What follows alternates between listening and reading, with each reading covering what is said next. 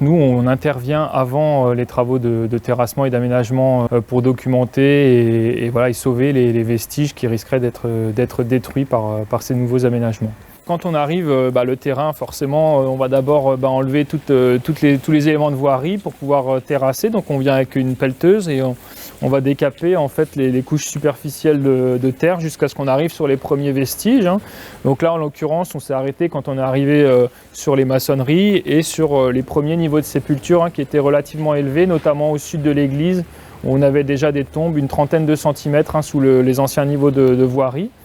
Donc là, dès qu'on arrive sur les premières tombes, on arrête de terrasser avec les engins mécaniques et c'est là qu'on commence la fouille manuelle avec des outils de plus petite taille, pelle, rasette, truelle, etc. Et on va dégager au fur et à mesure les tombes. Et une fois qu'on a fouillé une tombe, on va mettre une série de clous autour du corps qu'on va relever avec un appareil de topographie.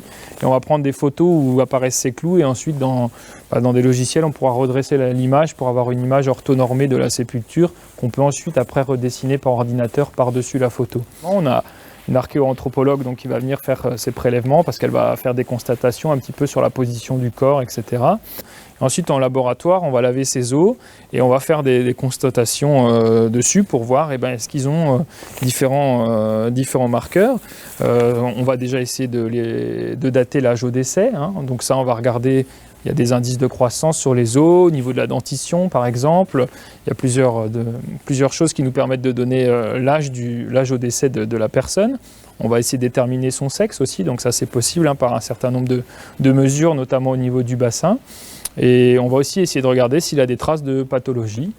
Ça peut être une blessure simplement, une jambe qui s'est ressoudée, ça peut être de l'arthrose, ça peut être des problèmes dentaires, etc. Tout ça pour essayer de connaître un peu l'hygiène d'une population. Et une fois qu'on a retiré ces ossements, on va descendre un peu parce que généralement, même au moment où on enlève une tombe, on va trouver les ossements d'une tombe qui se trouve directement en dessous parce que comme c'est très dense, on avait généralement vraiment les tombes les unes sur les autres, si ce n'était pas parfois vraiment les os directement au contact, parfois c'était un vrai méli-mélo qu'il a fallu justement essayer de démêler. Et on fait ça jusqu'à la cote de fond de fouille, c'est-à-dire la cote qui va être perturbée par les futurs travaux.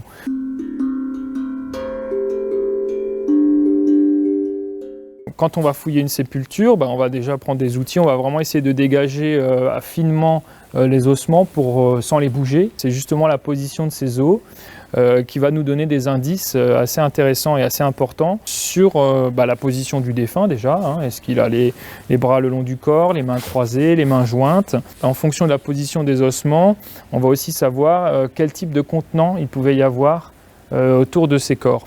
Dans un cercueil, déjà le corps est souvent bien à plat puisqu'il est maintenu sur une planche et ensuite il va se décomposer dans un espace vide et ça va amener des mouvements d'os puisque vous avez des os comme la mâchoire par exemple qui peut tomber. Pareil pour les mains, si vous avez les mains croisées sur votre abdomen, les doigts peuvent tomber au milieu de vos côtes, etc. En revanche, si vous êtes dans un linceul, donc vous avez juste un drap entre vous et la terre, votre corps il va déjà être comprimé par la terre.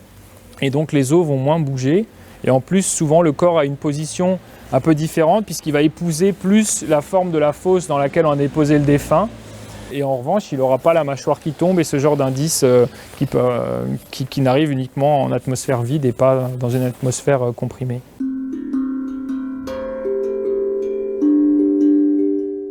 Ensuite, ces ossements, ils seront rangés dans les collections archéologiques de référence, donc qui sont basées au CCE Alsace à Sélestat. Pour chaque individu, généralement, il va y avoir une caisse avec un numéro qui renseigne le site archéologique d'où il vient, son numéro, etc. Ça va pouvoir remettre sur un plan, on saura de quelle période il date, etc. Toutes les informations sur ce squelette, elles sont renseignées dans des bases de données. Et donc, si on veut retrouver dans 20 ans, ou 40 ans, 50 ans, si on a envie de voir les squelettes d'Erstein, des chercheurs pourront revenir et consulter ces vestiges osseux qui sont là. Donc ça c'est pour tout ce qui est squelette en place, disons les squelettes complets ou semi-complets qu'on a retrouvés. En revanche, on a retrouvé énormément d'ossements déconnectés, c'est-à-dire des os mélangés simplement aux sédiments du cimetière. Ces os-là, par contre, on les a ramassés, mais on ne va pas les ramener avec nous. Du coup, on a rempli des caisses et on a créé un ossuaire en fait devant le transept sud de l'église. On va rassembler tous ces ossements et on va les laisser ici.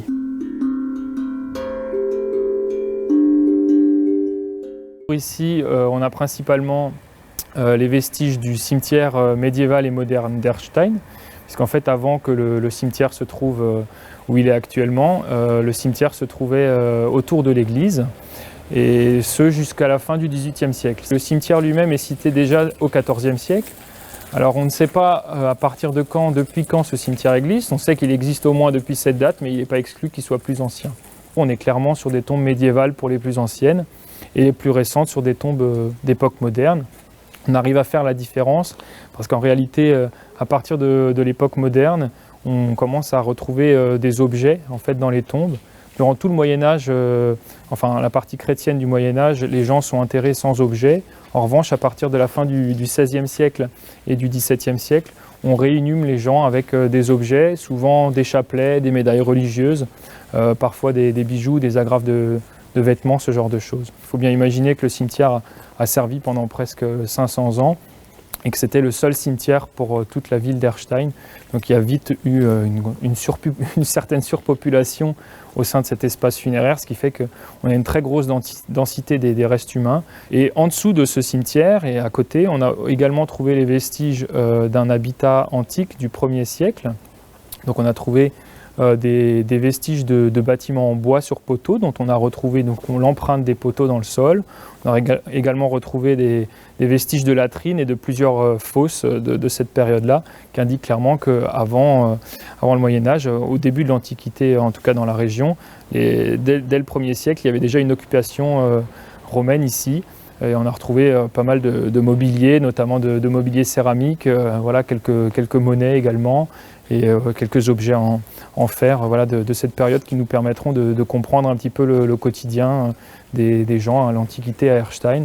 On a retrouvé notamment un hochet antique, un hochet du 1er siècle, donc c'est une sphère de céramique, une sphère aplatie avec un grelot à l'intérieur. Enfin, quelque chose qui sonne. On a retrouvé une sépulture qui avait une pointe de flèche au niveau du dos, donc on peut supposer qu'une personne qui est décédée de façon assez brutale. On a également retrouvé les vestiges de l'ancienne église d'Erstein, puisque l'église actuelle a été construite au milieu du 19e siècle et elle remplace un édifice plus ancien.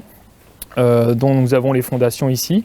On a eu la chance de retrouver plusieurs tombes qui ont été recoupées en fait, par l'installation de ce mur, notamment des tombes d'époque moderne, puisqu'elles étaient caractérisées par du mobilier de ces périodes-là, avec des perles de chapelet et des agrafes de vêtements typiques du XVIIe siècle. Donc on suppose vraiment que ce mur et que cette église, en fait, c'est pas l'église d'origine, c'est pas l'église médiévale, mais c'est déjà une reconstruction de l'époque moderne.